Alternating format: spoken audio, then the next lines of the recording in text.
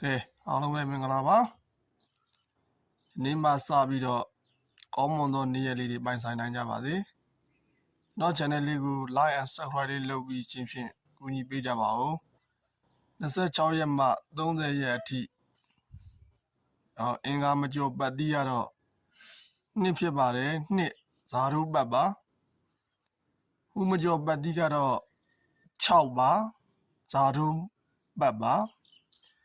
ဥမကျော်အခွေအဘူးအပါတော့3489အခွေဖြစ်ပါတယ်ဥမကျော်ထိတ်ကတော့6ထိတ်ဥမကျော်အပိတ်ကတော့3အပိတ်ဥမကျော်ဗရိတ်ကတော့10ဗရိတ်ဖြစ်ပါတယ်တပတ်စာမွေး9ခွက်အပတ်တိုင်းထွက်ပါတယ်အာမခံပါတယ်ဇာတုမွေးပါနံပါတ်1 5 4 2 6 နံပါတ်3 98နံပါတ်4 10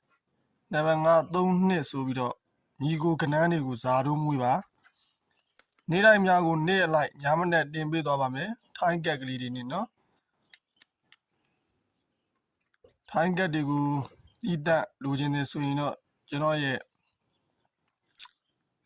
Telegram ဖုန်းနံပါတ်60 410 238ကို